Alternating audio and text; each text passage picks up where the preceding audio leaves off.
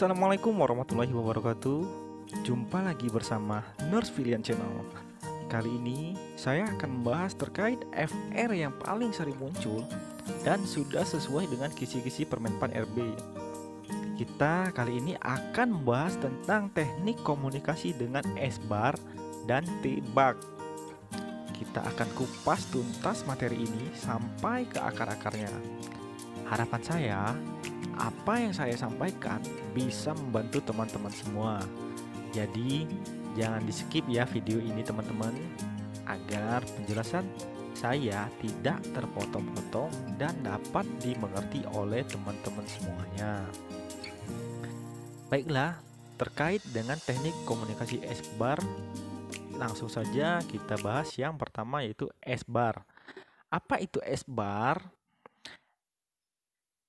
S-bar ini jika kita lihat dari segi definisinya, yaitu merupakan pola atau teknik komunikasi yang harus dilakukan untuk melaporkan kondisi pasien atau cara komunikasi dengan teman seprofesi, yaitu kita sesama perawat, atau antar profesi, yaitu kita dengan dokter dan nakes lain. Intinya, sebar ini yaitu cara kita melaporkan. Nah, dengan tujuan menghindari kesalahan komunikasi sehingga kita dapat memberikan pelayanan yang baik bagi pasien terkait dengan semua kondisi pasien terkini. Nah, S-bar itu sendiri sebenarnya singkatan atau akronim yang terdiri dari S, B, A, dan R. Apa itu S? Yaitu situation, yang berarti kondisi terkini pada pasien. Apa yang kita laporkan terkait kondisi pasien saat ini, yaitu berupa identitas. Nah, terkait identitas ini, kita wajib memperkenalkan diri kita dulu sebagai pelapor dan identitas pasien yang kita laporkan. Contohnya, halo dokter, saya Nurse Filian, melaporkan pasien atas nama Tuan A.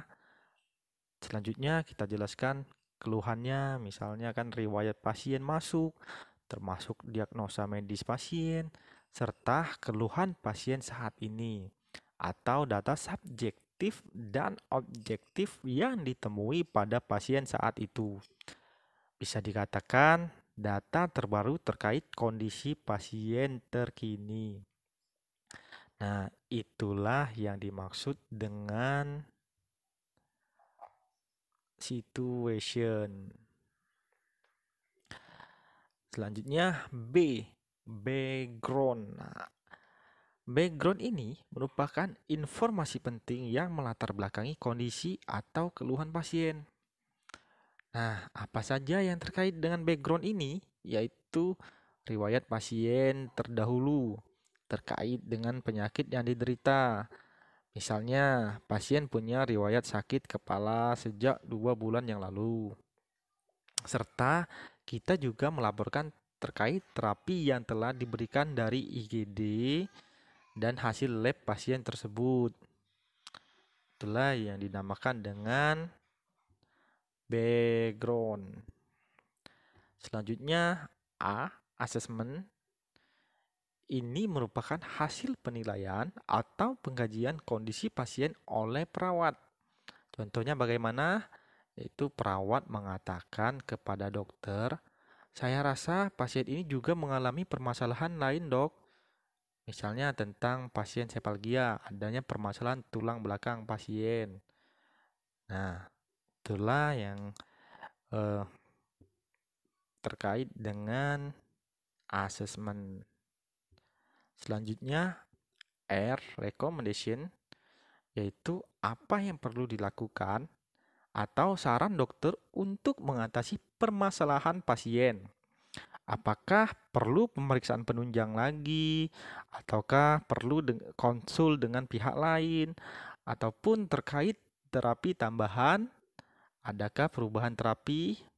Nah, itulah yang dinamakan dengan recommendation atau rekomendasi. rekomendasi dokter terkait dengan kondisi pasien saat ini. Nah, itulah yang dimaksud dengan SBAR. Paham ya teman-teman? Lanjut lagi, waktu pemberian SBAR. Nah, waktu pemberian SBAR ini kapan kita lakukan? Yang pertama, saat visit dokter. Yang kedua, saat ada perubahan kondisi pasien atau ketika pasien mengalami kondisi kritis. Yang ketiga, saat pertukaran SIP. Jadi kita melaporkan ke rekan sejawat kita sesama perawat saat pergantian SIP. Yang keempat, saat komunikasi dengan nakes lain atau pihak lain terkait dengan kondisi pasien. Misalnya, pasien ternyata membutuhkan pemeriksaan penunjang dan pemeriksaan laboratorium lanjutan.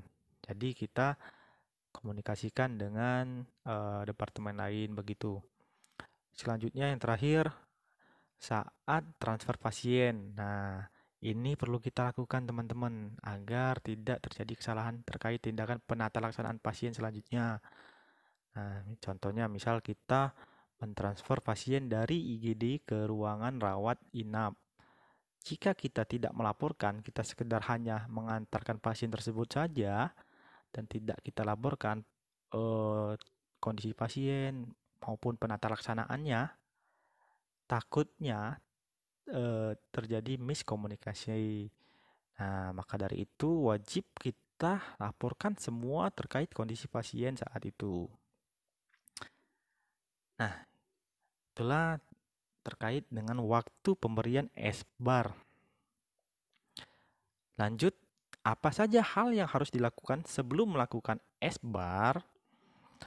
Yang pertama, evaluasi kondisi pasien. Yang kedua, siapkan informasi sesuai kondisi pasien saat ini. Yang ketiga, review hasil laboratorium terkait laboratorium terakhir dan analisanya. Ya, kita bahas satu-satu. Yang pertama tentang evaluasi kondisi pasien terlebih dahulu. Jadi, kita sebelum melaporkan wajib mengevaluasi kondisi pasien terkait tanda-tanda vital pasien dan juga pemeriksaan lainnya sesuai dengan kondisi pasien saat itu. Misalnya pada pasien DM, kita harus mengecek dulu gula darahnya. Jadi setelah kita mengetahui hasil gula darah, ketika dokter menanyakan, kita sudah bisa menjawab. Atau hal yang lainnya, itu terkait dengan evaluasi kondisi pasien. Selanjutnya, yang kedua, siapkan informasi sesuai dengan kondisi pasien saat ini. Jadi kita kumpulkan dulu informasi atau data tentang pasien. Nah, terus yang ketiga, review hasil laboratorium terakhir dan analisanya. Ini terkait misalnya perubahan hasil laboratorium, apakah mengalami kenaikan ataukah penurunan, atau sama sekali tidak ada perubahan. Nah, semua itu perlu kita kuasai terlebih dahulu agar ketika melaporkan pada dokter dan dokter bertanya, kita bisa menjawab apapun pertanyaan terkait kondisi pasien tersebut. Paham ya teman-teman? Kalau paham, kita lanjut lagi. Pencatatan SBAR. Nah, di manakah kita melakukan pencatatan SBAR? Pencatatan SBAR ini dicatat pada CPPT atau catatan perkembangan pasien terintegrasi. Minimal 1 SIP per 24 jam. Bisa dicatat oleh perawat yang SIP malam saja. Ataupun bisa per SIP dinas perawat. Jadi SIP pagi, SIP sore, SIP malam melakukan pencatatan tentang kondisi pasien. Nah, yang kedua, bila ada perubahan kondisi. Jadi jika terjadinya perubahan kondisi terhadap kondisi pasien, kita segera melaporkan ke dokter dan jangan lupa dicatat sebagai bukti dokumentasi pelaporan. Nah, baiklah teman-teman, itulah yang terkait apa saja tentang S-bar. Saya harap teman-teman paham. Lanjut kita ke materi selanjutnya yaitu tebak. Nah, tebak merupakan cara menjawab S-bar saat berkomunikasi via telepon. Nah, saya ulangi lagi ya teman-teman. Kalau S-bar tadi kita cara kita melaporkan tentang terkait kondisi pasien itu S-bar. Kalau tebak ini cara menjawabnya. Ingat kan kalau sebar cara melaporkan, tebak cara menjawabnya. Itu cara mudah untuk menghafalnya. Jadi kita langsung saja. Tebak ini juga sebenarnya akronim dari T, ba, dan K. T itu tuliskan atau write down, ba baca kembali atau read back, K konfirmasi atau confirm. Kita bahas satu-satu. Yang pertama, kita bahas tentang write down dulu. Baiklah,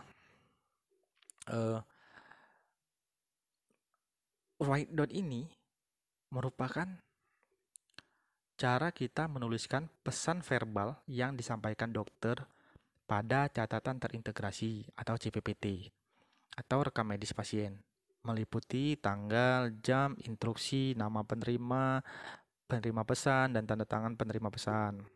Itu terkait dengan write down. Selanjutnya kita ke baca kembali atau read back. Nah, ini sangat penting untuk kita bacakan kembali terkait instruksi yang diberikan dokter kepada kita.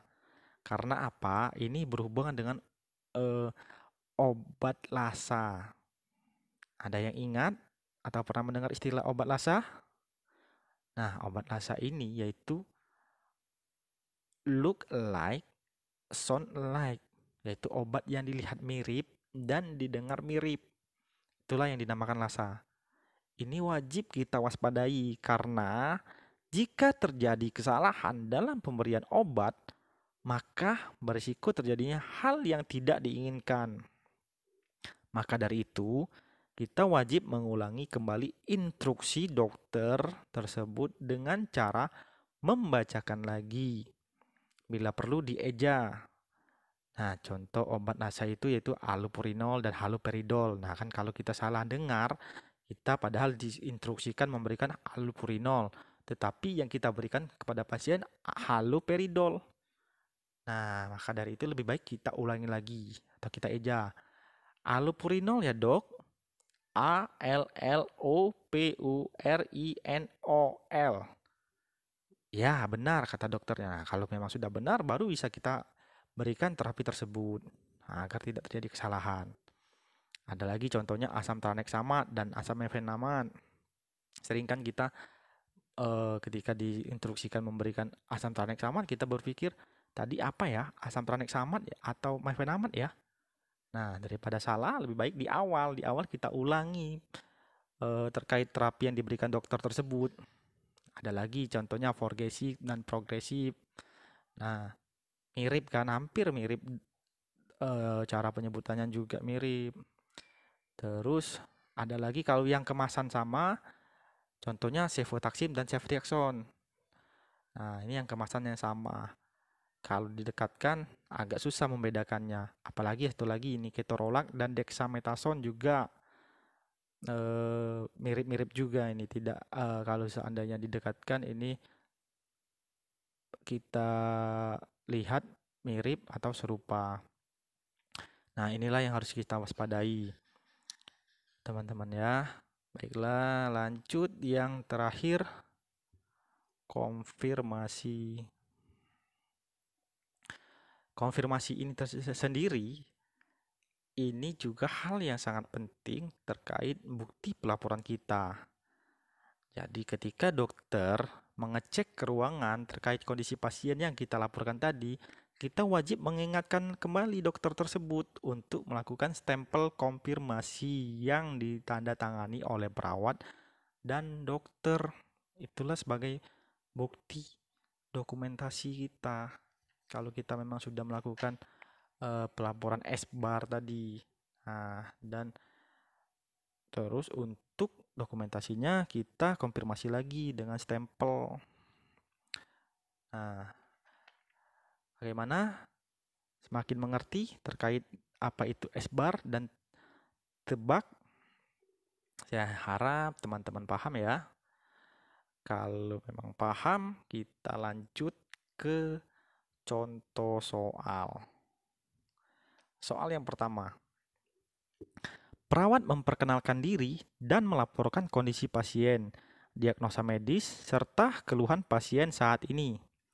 Teknik komunikasi S-bar apa yang dilakukan? A. Terapeutik. B. Situation. C. Background. D. Assessment. E. Recommendation. Ada yang bisa jawab? Jawaban yang paling tepat adalah B. Situation. Nah, bukan A ya teman-teman. Awas kejebak pilihan jawaban. Kalau mau buru-buru tadi, kita tidak teliti lagi, langsung aja kita jawab komunikasi terapeutik. Padahal ini terkait dengan S-bar. Nah, lanjut ke soal nomor 2. Soal nomor 2 ini, perawat melakukan pelaporan pasien kepada SIP berikutnya tentang rencana pemasangan dower kateter dan beri injeksi furosemid 3 kali 1 ampul. Teknik komunikasi efektif apa yang dilakukan? A. S-bar. B. Situation. C. Background. D. Assessment. E. Recommendation. Jawaban yang paling tepat adalah E. Recommendation. Ini terkait dengan rekomendasi yang telah diberikan dokter kepada kita. Nah, setelah kita melakukan pelaporan tadi. Nah, jadi apa yang dilaporkan perawat yaitu terhadap kondisi pasien, terus apa yang harus kita kerjakan terkait dengan rekomendasi yang telah diberikan dokter atau tindakan yang dilakukan pada pasien tersebut. Di sini dokter menyarankan pasang kateter dan kolaborasi pemberian diuretik. Jelas jawabannya adalah E. Recommendation. Lanjut soal yang ketiga. Apa yang dimaksud dengan S-bar? A. Suatu pola atau teknik komunikasi untuk melaporkan kondisi pasien terkini kepada dokter dan atau sesama perawat. B. Suatu komunikasi efektif yang dilakukan untuk kesembuhan pasien.